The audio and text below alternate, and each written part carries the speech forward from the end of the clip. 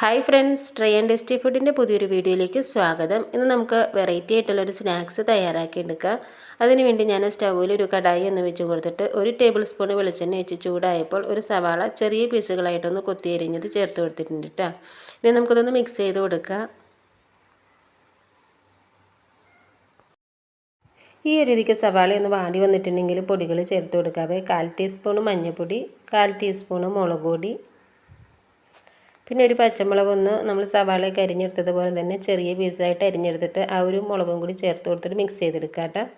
ഇതിൻ്റെയൊക്കെ ഒരു പച്ചച്ചവ് മാറുന്നത് വരെ നമുക്കൊന്ന് മിക്സ് ചെയ്തിട്ടൊന്ന് വാട്ടിയെടുക്കാം. നമ്മൾ റെഡിയാക്കി എടുത്തിരിക്കുന്ന ഒരു മസാലയില്ലേ, അതൊരല്പം വലിയൊരു പാത്രത്തിലേക്ക് ഇട്ട് കൊടുക്കുക കേട്ടോ. നമുക്ക് കുറച്ചുകൂടി പൊടിയും കൂടി ചേർത്ത് കൊടുത്തിട്ട് ഇതൊന്ന് കുഴച്ചെടുക്കാനുള്ളതാണ്. അപ്പോൾ ഇച്ചിരി വലിയ പാത്രത്തിലേക്ക് ഞാനൊന്ന് ഇട്ട് കൊടുത്തിട്ടുണ്ട്. പിന്നെ 2 കിഴങ്ങ് വേവിച്ചതാണ് ചേർത്ത് കൊടുത്തിരിക്കുന്നത്. കിഴങ്ങ് എടുക്കുമ്പോഴത്തേക്കും വലിയ കിഴങ്ങ് വേണം കേട്ടോ എടുക്കാൻ. കിഴങ്ങ് ഇതേപോലെ ഒന്ന് ഉടച്ചും കൂടി എടുക്കുക. അങ്ങനെ കിഴങ്ങ് നമ്മളിവിടെ ഉടച്ചെടുത്തിട്ടുണ്ട്. ഇതിലേക്ക് ഇനി 1 കപ്പ് അളവിൽ ഗോതമ്പ് പൊടിയും കൂടി ചേർത്ത് കൊടുക്കാം.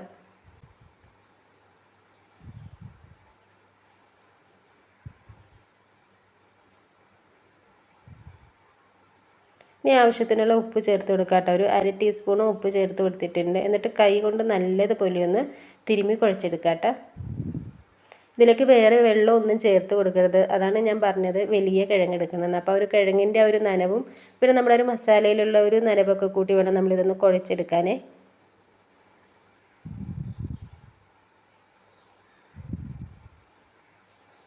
നല്ലതുപോലെ നമുക്കിതേപോലെ തിരുമ്മി ഒന്ന് കുഴച്ചെടുക്കാം. വേറെ വെള്ളത്തിൻ്റെ ഒന്നും ആവശ്യമില്ല കേട്ടോ. നല്ലോണം നമുക്കിത് കുഴച്ച് റെഡിയാക്കി എടുക്കാൻ പറ്റും.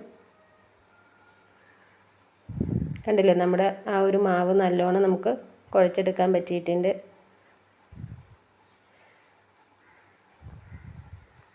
ഇനി ഒരു സ്നാക്സിലേക്ക് ഒരു ഫില്ലിങ് റെഡിയാക്കി എടുക്കാനുണ്ട്. അതിന് വേണ്ടിയിട്ട് സ്റ്റൗവിൽ ഒരു കടായി ഒന്ന് വെച്ച് കൊടുത്തിട്ട് 1/2 ടീസ്പൂൺ അളവിൽ വെളിച്ചെണ്ണ വെച്ചിട്ട് ആ ഒരു എണ്ണ ചൂടായി വന്ന സമയത്ത് ഞാനൊരു മീഡിയം സൈസിലുള്ള സവാള നീളത്തിൽ കട്ട് ചെയ്ത് ചേർത്ത് കൊടുത്തിട്ടുണ്ട്. കനം കുറച്ചിട്ടൊന്ന് അരിഞ്ഞെടുക്കാം കേട്ടോ. പിന്നെ 1-2 കറിവേപ്പിലയുടെ ആ ഒരു തണ്ടെടുത്തിട്ട് ആ ഒരു ഇല മാത്രം ഒന്ന് അരിഞ്ഞ് ചേർത്ത് കൊടുക്കുക. കറിവേപ്പില മുഴുവനായിട്ട് ഇട്ട് കൊടുത്തിട്ടുണ്ടെങ്കിൽ നമ്മൾ ആ സ്നാക്സ് കഴിക്കുമ്പോൾ അതങ്ങ് ഇല ഫുള്ളായിട്ട് അങ്ങ് കടിക്കാൻ കിട്ടുമ്പം ആ ഒരു ടേസ്റ്റ് വ്യത്യാസം വരും. അപ്പോൾ ഇങ്ങനെ അരിഞ്ഞു കൊടുക്കുകയെന്നുണ്ടെങ്കിൽ ആ ഒരു പ്രശ്നം വരില്ല. ഒരു 1/4 ടീസ്പൂൺ ഉപ്പിട്ട് കൊടുത്തിട്ട് ഒന്ന് മിക്സ് ചെയ്തെടുക്കുക. ഇങ്ങനെ സവാള ഒന്ന് വാടി കിട്ടിയിട്ടുണ്ടെങ്കിൽ ഒരു 3/4 ടീസ്പൂൺ കുരുമുളക് പൊടി,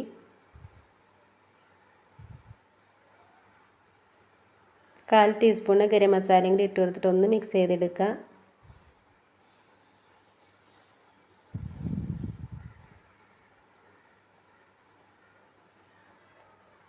പൊടികളുടെയൊക്കെ ഒരു പച്ചച്ചൊവയൊന്ന് മാറി നല്ലോണം മിക്സായി കിട്ടിയിട്ടുണ്ടെങ്കിൽ 2 മുട്ടയൊന്ന് വേവിച്ചെടുത്തിട്ട് അതൊന്ന് ഉടച്ച് ഇതേപോലെ ചേർത്ത് കൊടുക്കുക കേട്ടോ.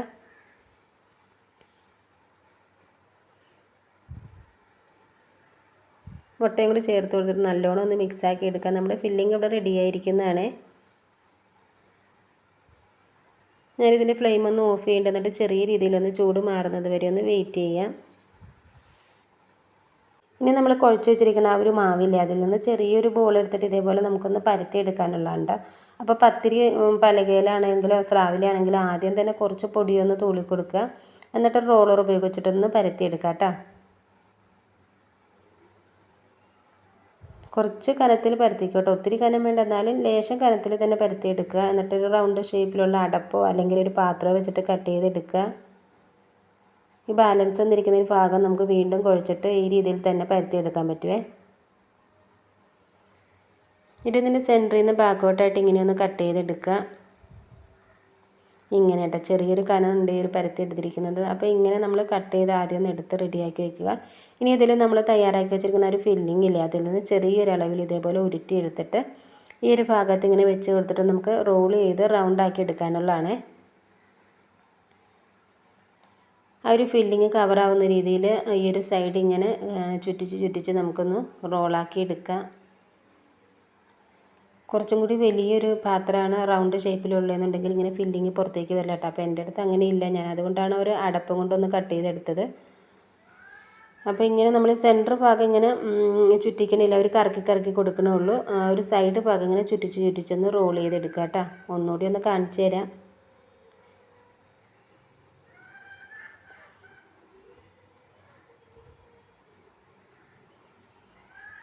ഇങ്ങനെ സൈഡ് ഭാഗം ഇങ്ങനെ കറക്കി കറക്കി കൊടുക്കുക.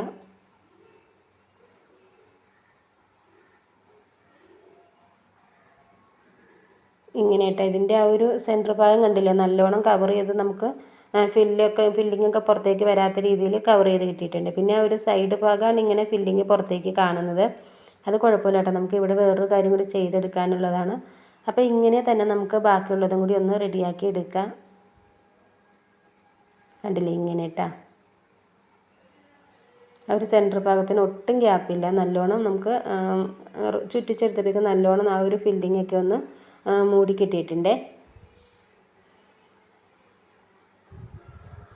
അങ്ങനെ നമ്മൾ മുഴുവൻ സ്നാക്സ് ഒന്ന് റോൾ ചെയ്തെടുത്തിട്ടുണ്ട്. ഈ ഒരു സ്നാക്സിൻ്റെ അടിഭാഗത്ത് ആ ഒരു ഫില്ലിങ് പുറത്തേക്ക് കാണാവുന്ന രീതിയിലല്ലേ ഇരിക്കണേ.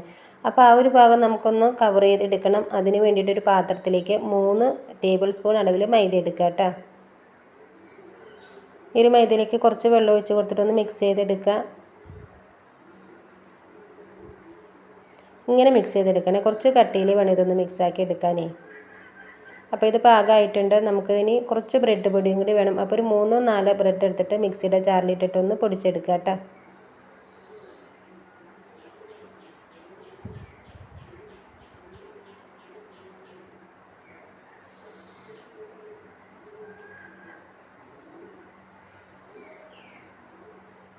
ഇനി ഇതിലൊരു സ്നാക്സ് എടുത്തിട്ട് ഈ ഒരു അടിഭാഗം ഇല്ലെന്ന് കവർ ആവാണ്ടിരിക്കുന്ന ഈ ഒരു അടിഭാഗം നമ്മൾ ഈ ഒരു മൈദ മിക്സ് ചെയ്ത് വെച്ചിരിക്കുന്ന ഈ ഒരു ബാറ്ററിൽ മുക്കി കൊടുക്കുക. ഫുള്ളായിട്ട് മുക്കണില്ല കേട്ടോ, ആ ഒരു ഭാഗം മാത്രം ഒന്ന് കുറച്ച് കയറ്റി ഒരു തൊപ്പി പോലെ നമ്മളൊന്ന് മുക്കി കൊടുക്കുക കേട്ടോ.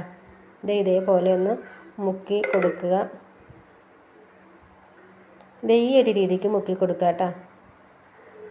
അതിനുശേഷം നമ്മൾ പൊടിച്ച് വെച്ചിരിക്കുന്ന ആ ഒരു ബ്രെഡ് പൊടിയിൽ വെച്ചിട്ട് ആ ഒരു മൈദ പറ്റിയിരിക്കുന്ന ആ ഒരു ഭാഗത്ത് മാത്രം ഒന്ന് ബ്രെഡ് പൊടി ആക്കി കൊടുക്കുക. മൊത്തത്തിൽ ബ്രെഡ് പൊടി ആക്കണില്ല കേട്ടോ, മൈദയിൽ മുക്കിയിരിക്കുന്ന ഭാഗത്ത് മാത്രം ബ്രെഡ് പൊടിയും കൊണ്ടൊന്ന് കവർ ചെയ്തെടുത്താൽ മതിയേ.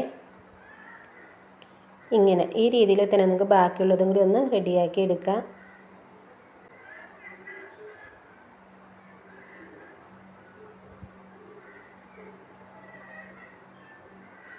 ഇനി നമ്മൾ ഫ്രൈ ചെയ്തെടുക്കാനുള്ള എണ്ണ നല്ലതുപോലെ ചൂടായിട്ടുണ്ട്.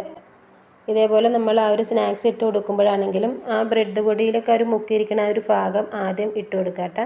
എന്നിട്ടൊരു 5 മിനിറ്റ് ഇങ്ങനെ തന്നെ വെച്ച് കൊടുത്തതിന് ശേഷം വേണം ഇതൊന്ന് മറിച്ചും തിരിച്ചൊക്കെ ഇട്ട് കൊടുക്കാനേ.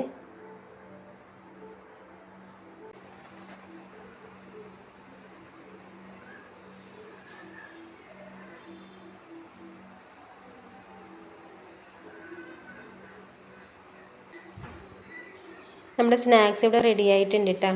നമുക്കിതൊന്ന് എണ്ണയിൽ നിന്ന് കോരിയെടുക്കാം. അപ്പോൾ ഈ ഒരു വീഡിയോ നിങ്ങൾക്ക് ഇഷ്ടപ്പെട്ടിട്ടുണ്ടെങ്കിൽ ഒന്ന് ലൈക്ക് ചെയ്ത് തരണേ. അതിൻ്റെ കൂടെ നമ്മുടെ ചാനലായ ട്രൈ ആൻഡ് ടേസ്റ്റി ഫുഡ് എന്ന ചാനൽ ഒന്ന് സബ്സ്ക്രൈബ് ചെയ്യുക, ഷെയർ ചെയ്യുക, നിങ്ങളുടെ അഭിപ്രായങ്ങൾ അറിയിക്കുക. അപ്പോൾ വ്യത്യസ്തമായിട്ടും വളരെ രുചിയോടുകൂടി തയ്യാറാക്കിയെടുത്തിട്ടുള്ള ഈ ഒരു സ്നാക്സിൻ്റെ വീഡിയോ നിങ്ങൾക്ക് ഇഷ്ടപ്പെട്ടു എന്ന വിശ്വാസത്തിൽ ഇനി നമുക്ക് പുതിയൊരു വീഡിയോയിൽ കാണാം.